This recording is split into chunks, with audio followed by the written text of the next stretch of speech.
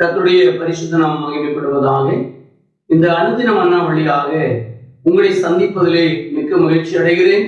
இயேசுவின் நாமத்தினாலே என் வாழ்த்துக்களை தெரிவித்துக் கொள்கிறேன். இந்த நாளிலே கர்த்தர் நிச்சயமாக உங்களை ஆசீர்வதிப்பாராக.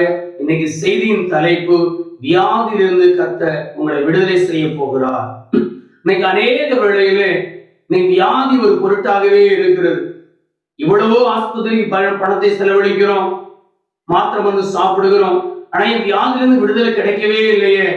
கடவுள்தான் அந்த வியாதியை கொடுக்கிறாரா? நான் யாருக்கு என்ன பாவம் செய்தேன்? ஏன் என் வாழ்க்கையில இப்படிப்பட்ட சோதனை? என் வியாதியிலிருந்து எனக்கு விடுதலை கிடைக்காதா என்று சொல்லி கலங்கிக் கொண்டிருக்கிற பிரிய தெய்வ பிள்ளைகளே, என் மகளே, என் மகனே, கர்த்தர் உங்களை பார்த்து சொல்லுகிறார், என் மகளே நீ பயப்படாதே, கலங்காதே. என் மகனே நீ கலங்காதே. 1 பேதுரு 2ஆம் அதிகாரத்திலே 24ஆம் வசனம் சொல்லுகிறார், அவருடைய தழும்புகளாலே நீங்கள் குணமானீர்கள். எனக்கு அன்பு தெய்வ பிள்ளைகளே, நீங்கள் இந்த வசனத்தை சொல்லி செபிக்க வேண்டும். நான் அவருடைய தழும்புகளாலே குணமாகி விட்டேன் என்று சொல்லி. வேத வார்த்தை என்பது இனி குணமாக போவதில்லை. என்றைக்கு இயேசு கிறிஸ்து சிலுவையில் அறையப்பட்டாரோ அந்த சிலுவையிலேயே உங்கள் வியாதியை மாற்றி விட்டார். இதை நீங்கள் விசுவாசிக்க வேண்டும். எனக்கு அன்பு தெய்வ பிள்ளைகளே, உங்கள் வியாதி இருக்கிற வேளையிலே உங்கள் சோர்வான சூழ்நிலை ஏற்படும் பொழுது இந்த வசனத்தை சொல்லி ஜெபித்து பாருங்க. கர்த்தர் நிச்சயமாக இந்த நாளிலே உங்கள் வியாதியிலிருந்து விடுதலை கொடுப்பார். இன்னுமாக சொல்லப்பட்டிருக்கிறது, மத்தேயு 14ஆம் அதிகாரத்திலே 16ஆம் வசனம் சொல்லுகிறது, அவர் வியாதிஸ்தர்கள் மேல மனமுருகக்கூடிய ஆண்டவர். இந்த வியாதியை பார்த்து அவர் சந்தோஷப்படக்கூடிய ஆண்டவர் அல்ல. இந்த வியாதியை பார்த்து பதில் கொடுக்காதபடி கண்டும் காணாததை போல இருக்கக்கூடிய ஆண்டவர் அல்ல. மாறாக நம்முடைய வியாதியை பார்த்து அவர் மனதுருகக்கூடிய ஆண்டவர். நிச்சயமாக உங்கள் வியாதி மேல இந்த நாட்களே மனமுருகி எப்பேற்பட்ட வியாதியாக இருந்தாலும் இந்த நாட்களிலே அவர் மாற்ற போகிறார். அதற்கு ஆதாரமாக மத்திய 8ஆம் அதிகாரத்திலே 17ஆம் வசனம் சொல்லுகிறது, அவர் உங்கள் வியாதியை சுமந்திருக்கிறார். இதை கேட்டுக்கொண்டிருக்க தெய்வ பிள்ளைகளே, நீங்கள் ஒரு காரியத்தை புரிந்து கொள்ள வேண்டும். நீங்கள் வியாதியை சுமக்க தேவையில்லை. சாத்தானோடு நீங்கள் போராடி செபிக்க வேண்டும். சாத்தானே, என் சரீரத்துல உன்னால வியாதி கொடுக்க முடியாது. காரணம் என்ன தெரியுமா? வேதவசனம் எப்படியா சொல்லுகிறது, நான் வியாதிப்படக்கூடாது என்பதற்காக அருள்நாதர் இயேசு என் வியாதியை சுமந்திருக்கிறார். அவர் என் வியாதியை சுமந்ததுனால நான் சுமக்க தேவையில்லை என்று சொல்லி அவர் வசனத்தை விசுவாசித்து அந்த வசனத்தையே சொல்லி ஜெபம் பண்ணுவீங்கன்னா கர்த்தர் நிச்சயமாக இந்த நாளிலே எப்பேற்பட்ட வியாதியாக இருந்தாலும் இந்த நாளிலே மாறப்போகிறது. சங்கீதம் 107:20 சொல்லப்பட்டிருக்கிறது, அவர் வேத வசனத்தை அனுப்பி அழிவுக்கு குணமாக்கி உங்களை சௌக்கியப்படுத்தக்கூடிய ஆண்டவர். நீங்க எப்பேற்பட்ட வியாதியாக இருந்தாலும் அந்த வியாதிக்கு மருந்து என்ன தெரியுமா? அவருடைய வேத வசனம் தான். அந்த வேத வசனத்தை சொல்லி செபித்து பாருங்க. அந்த வேத வசனத்தை விசுவாசித்து பாருங்க. அந்த வார்த்தை ஆமென் என்றும் இருக்கிறது. கர்த்தர் நிச்சயமாக இந்த வார்த்தை மூலம் உங்களை ஆசீர்வதிப்பாராக.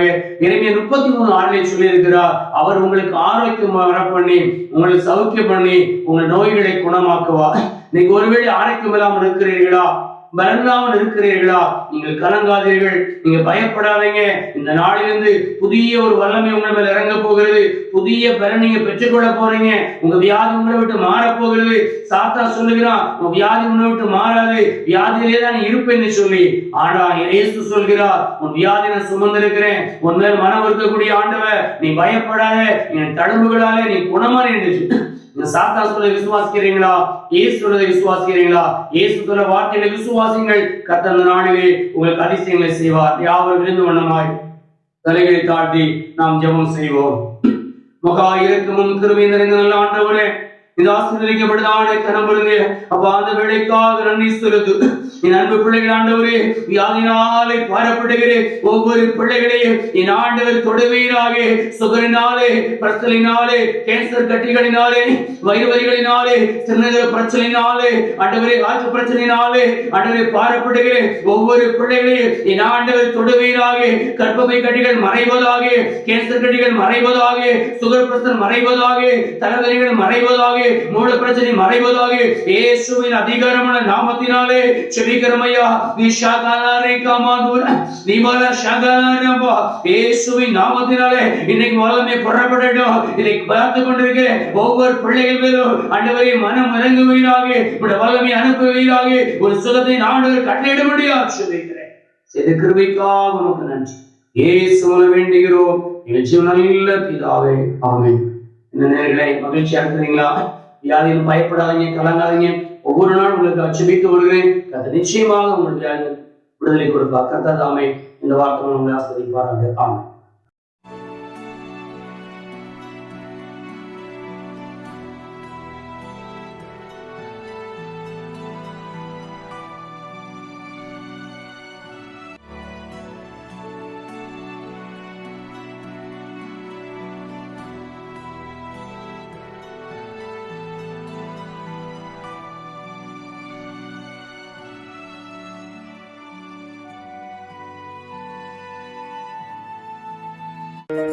தேவனுடைய போதனைகளை கேட்டு உங்கள் சுகவாழ்வு துளிர்க்க தொடர்ந்து இணைந்திருங்கள். உங்கள் கிரேஸ் டிவி.